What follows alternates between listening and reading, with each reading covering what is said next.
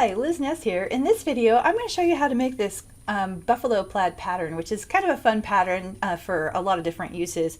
You can use it in scrapbooking, card making, you can print it out and use it as a wrapping paper.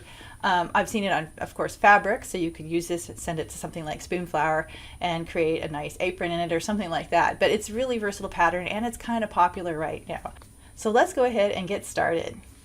All right, to get started, we have a square canvas and I have selected the color black and brushes from the Essential Brush Pack, which you can get for free when you sign up for the newsletter, and I will leave a link in the description below, and the newsletter is also free. It's all free. I just want you to have these brushes. It's like 35 brushes, and I just feel like they're really useful and helpful, and so kind of wanted everybody to have access to them. So anyway, under the Essential Brush Pack, I'm going to select Shapes and the square here.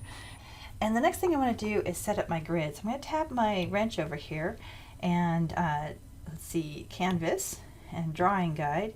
And then I'm going to tap Edit Drawing Guide. And I'm just going to dial this all the way up to max the grid size. And to see it a little bit better, I might make it a little bit thicker and a little bit more opaque. It's really up to you what your preferences are. Once you're satisfied, go ahead and tap Done. Okay, so I've already got the square selected, so I'm just going to tap in the center to lay it down.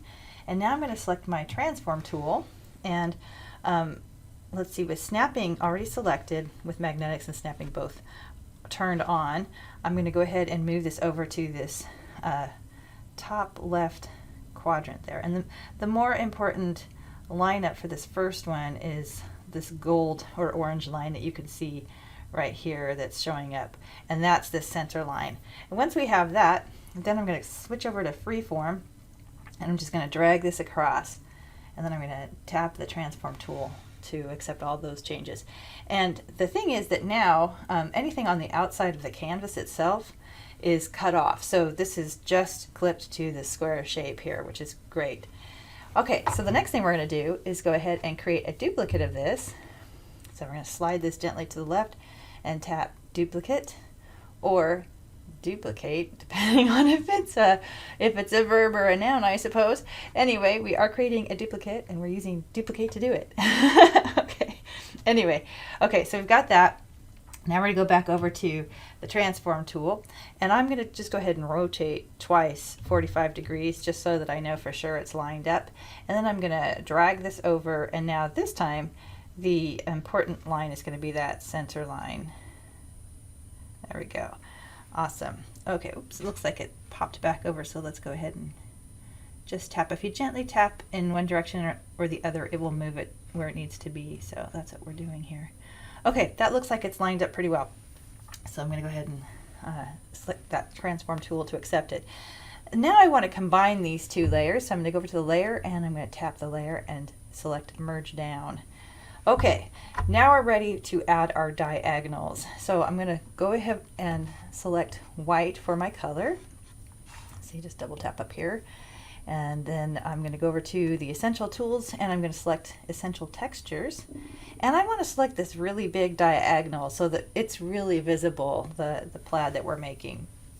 Okay, so white diagonal, and the next thing I want to do is create a layer on top of this one, and I'm going to select Clipping Mask because I just want to stick it to the shape here.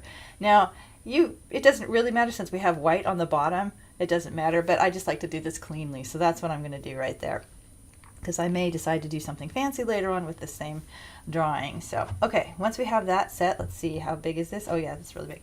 Okay, so then I'm just going to draw this right in there and just do my best to get good coverage there.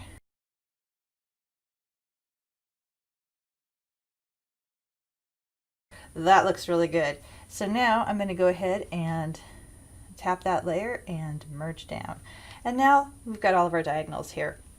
Okay, the next thing I'm going to do is create a new layer, and I'm going to go back to the color black, and I'm going to select that essential shape, the square again, and just go ahead, tap in the center and lay it down. And then with the transform tool, I'm going to move this square up and over to the right top quadrant there. Okay. Let's see, gotta get that lined up nicely. Okay. That looks like that's pretty good. Okay. So when I'm satisfied, I'm going to go ahead and tap the transform tool to accept that change.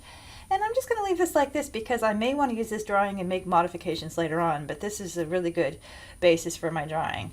So the next thing I'm going to do is now create my texture brush. So I'm going to go ahead and tap the brushes, and I have something in here, let's see, R&D textures. So when I create new ones and play around, I have this little bucket of things. If you want to create a new set though, just go up here and select that little plus sign.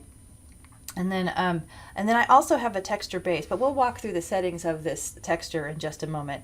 But I'm going to use this base as a basis for my brush, so it saves time doing that. Let's go ahead and duplicate this one too.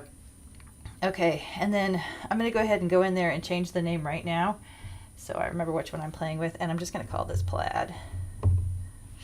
Okay, and it's already made by me because of course I've already made this a base for textures. And then when I'm happy with my name, I'm just going to tap done. Okay, so now I know which one I want to apply this to. Okay, so the next step is just going over to the wrench and tapping add and copy canvas. And with that copy, we're going to go back into our brush and we're going to go to the shape. No, not the shape, sorry, the grain. And then we're going to tap edit and import and paste, and that's our shape. And now there's something to know here in this editor. If you want the image to be the inverse, then just double tap it. And the thing about the colors here is white is opaque and black is invisible. So when we lay this down, it'll be the color that we choose with in the color picker, and it will fill out the colors. The color will be applied to everything that's white. Anything that's black is invisible. So opaque or solid, invisible. And this is a combination of the two. And if you had gray in here, that would be a different level of transparency. Anyway, once you're satisfied with this pattern, go ahead and tap done. And now let's walk through what the brush settings are so that you can do this at home.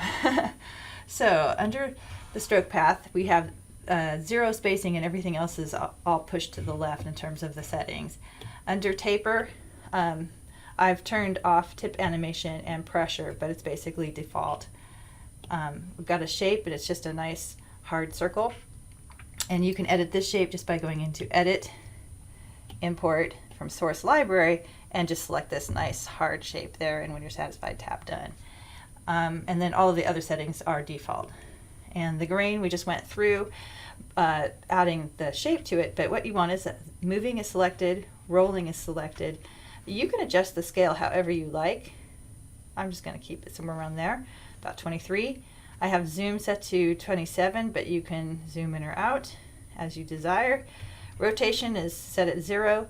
Depth is max. When you take down your depth, then you kind of lose your pattern there. So I want max depth. And let's see, offset jitter is turned off. That is a trick that I learned from one of our viewers, and thanks for that. And then that just makes it easier for you to pick up your finger and put it back down again. Okay, so then when you're applying the pattern later on. And then stick with improve filtering, which is the default, and those are all the settings for grain. When it comes to rendering, I actually didn't change anything. It's intense glaze, multiply, normal, but I do want to make sure that the flow is all the way up, and it should be, but you might have it turned off, so just make sure that flow is all the way up. Wet mix defaults, color dynamics defaults, dynamics also defaults. Apple Pencil is all defaults. Opacity, let's go back to that, the Apple Pencil. I think actually opacity might be normally all the way up, so you want to make sure opacity is at none. And the reason that is you don't want pressure to be the indicator of how opaque this pattern is. You just want it to be opaque no matter if you have a light touch or a heavy touch.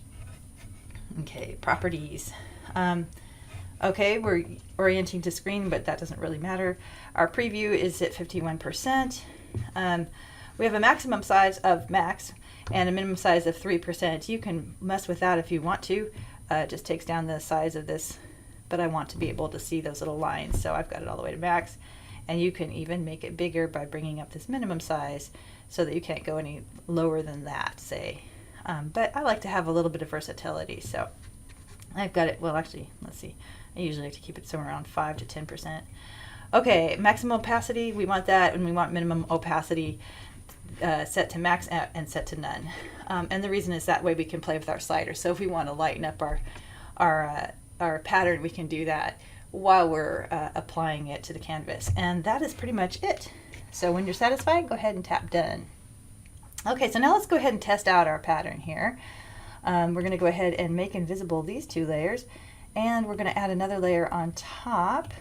And actually, let's choose this really awesome red here. We're just going to fill that layer with that, and then create another layer on top of that. And I'm going to go turn off my grid here so you can really see what's going on. So let's see, canvas, turn that off. Okay, and now I'm going to go ahead and select black here, and I've got my new pattern selected, and let's see, I want it fairly big so you can see this on video, and then I'm just going to go ahead and start laying it down. Oops. All right, so that's a very small buffalo plaid pattern. And we can play with our sizes a little bit to make it even bigger. So let's go do that really quickly just to show you what's possible here. I'm going to go ahead and make invisible that layer and create a new layer. And let's go back to our plaid. And let's see, let's go back to grain and scale. So let's increase that size just a bit. I think that's pretty fun. So that's, again, in grain and scale. Tap done. Okay, and now when you can see in that little viewer that you've got it's getting quite a bit bigger. And so let's see, make sure I've got the right layer selected here. Yep, lay down a new one. So really, if you don't get what you need from these sliders, just go back in and adjust your brush, and you will. So as you can see, this is great. This is so much fun. This is a great pattern to lay down and print out. So save as a PDF and print it out, or just save as a JPEG and print from the JPEG if you have that capability. And then you can use it for like wrapping paper or something like that. Anyway, buffalo plaid is a lot of fun, and I've had a lot of fun demonstrating this, and I hope you have fun using this pattern. If you've enjoyed this video, please be sure to like the video, subscribe to the channel, and ring that bell so you're notified when new videos become available. Meanwhile, I hope your day is amazing.